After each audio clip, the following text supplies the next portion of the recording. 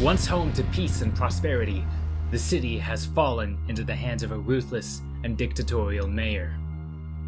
Elected on vague promises of lower taxes and more beer, his true colors began to show immediately upon his inauguration. The mayor's first executive orders were a massive raise on taxes and a one-time confiscation of all alcoholic beverages. He stated that the confiscation was so he could throw the mother of all ragers for his constituents. But in reality, there was only like one keg and a bag of tortilla chips. It was super lame. He used the money and extra booze to fund a private army of goons, happy to carry out his every nefarious bidding. Before long, the city had fallen into a state of chaos, but there is still hope. A secretive organization known only as the Resistance has been formed to fight back against the mayor's tyrannical leadership. And that is where our tale begins. It is time to embark on your journey into the streets of Rome. After a tutorial where several people die, mostly my fault, we get brought into the home base. It's looking kind of empty, for one, but I'm sure we'll solve that soon enough. In the meantime, we've got a mayor to depose, so let's get right to it as the Slum Dweller. Slum Dwellers have very basic stats, and only two outstanding abilities: faster leveling and better leveling. Of course, both these require experience, so to that end I find a lab with two scientists in it and beat them to death, freeing the caged gorilla and unlocking them as a character. I also grab some drugs from the bodies. I don't know what they do yet, but I might not need to. A prison guarded by one goon makes an easy target, and besides freeing the prisoners, I get some more drugs, and a banana. Even if I don't know what they do, syringes are plenty valuable, so I sell them at a Sell-O-Matic and contribute to upper crusty status. Then I kill the clerk at the counter to complete my bank heist. Things get a bit dicey as I raid another one goon compound. Weapons make a big difference, but I somehow don't die. The level up from looting the chest even restores me to full health. Nice. The last mission I need to do is in a compound with multiple enemies, some of whom have weapons. So, to try to give myself an edge, I talk to a drug dealer I freed and pick up a muscly pill. I even get a discount. From there, the mission is easy breezy, and with that I advance to Slums 2, taking nimble fingers for faster interactions. Slums 2 introduces us to cops. They attack people if they commit crimes. Those crimes include attacking people, destroying things, doing shady stuff, or stealing. However, they only care about crimes they see, and they favor property owners. The one exception to the out of sight, out of mind rule is spotting the bodies of cops. Then they'll keep an eye out for whoever put them there and attack them.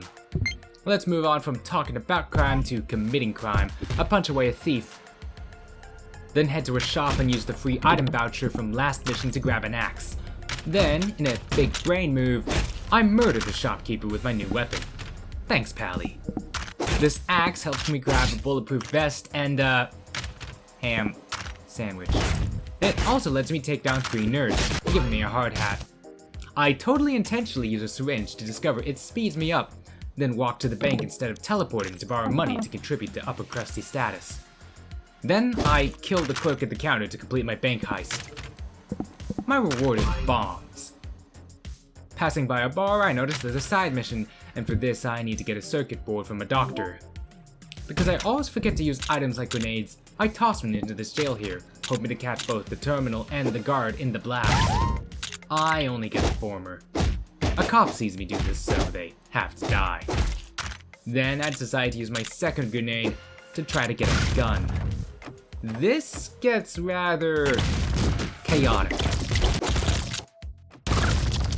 But I did get the gun in the end, so success? I combined it with an accuracy mod I got from a mission earlier. Then I pick up a baton to bludgeon the good doctor to death. Their colleague sees me do this, so they have to die. The final mission of Slums 2 is a bit of a botch job. I keep thinking I can rush down the gun turret. Turns out I can't. What I can do is drink a whole lot, then rush down the security camera before taking down the rest of the compound. From there, the buttons are free to press. I replenish my drink supply, then head on to Slums 3, choosing better firearms and drug-a-lug for syringe knowledge.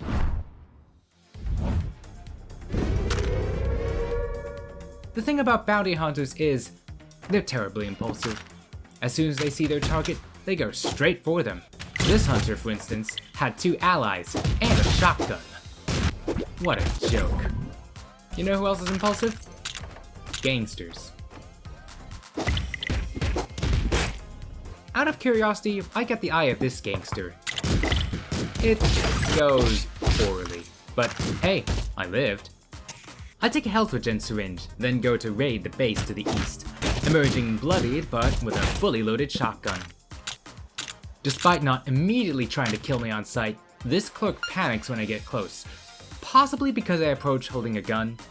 Their running away makes the goon hostile too. However, I have guns, they do not.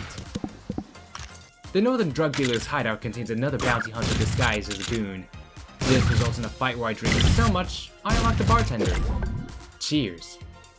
Thankfully, the 4 acts of self-defense net me safe access, which in turn nets me a rate of fire mod for the shotgun.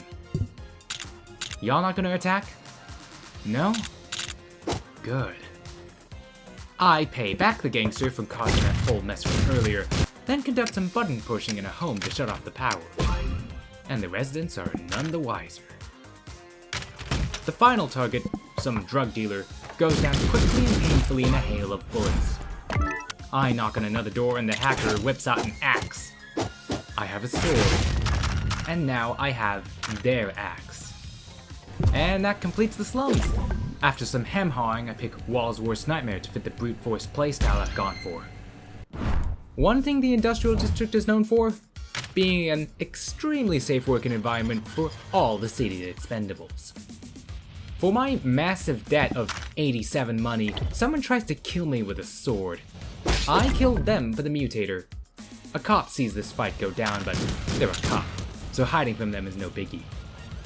My sword then helps liberate 2 gangsters, and then another assassin hits me right in the face. Thanks to a cop and some fire, this fight is much shorter. A cop sees me kill the assassin, so they have to die. And then another cop sees that, and in the ensuing cascade, 3 more cops and one of the freed gangsters gets killed. Yeah, rip. My sword and the remaining free gangster helps liberate 2 people from some really uncomfortable metal helmets.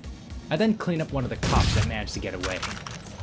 I kindly ask to be let into one of the meat burning pans with my sword, then apply the sword to the console. The remaining worker gets crit punched to death by my objective, and the escort goes off smoothly, netting me a ghost giver for my trouble. A valuable tool for any grave robber. Observe! I ain't afraid of no ghosts. I then proceed to rob the graveyard. Fun times. I then perform a very stupid raid of the other meat burning plants, first trying and failing to bring an axe to a gunfight, then wasting several bullets on a door with an explosive right next to it. I then run into some confusion gas, but it's no problem. I then raid a lab, someone I freed earlier helps me, pay off my debt, and even have enough left over to contribute to Upper Krusty. Then I dump some junk at the Cellomatic for cash and inventory space, and head on to the next floor. I again boost my gun skill. On Industrial 2, I discover how the sausage is tenderized, and then how the sausage is cooked. Then I introduce 2 of their staff to this amazing grilling technique, then slice up the goon and shut the lights off. I raided a prison, freeing 2 gangsters, then contribute 100 towards Upper Krusty. I then kill the clerk at the counter to complete my bank heist. Then I take a sword and axe to a pair of slave masters, then grab a few drinks and... ooh, red eyes. That's the telltale sign of a shapeshifter. And shapeshifters are like leprechauns. Murder one, and you get a pot of gold. That's how the letter goes, right? It goes poorly. But hey, I lived.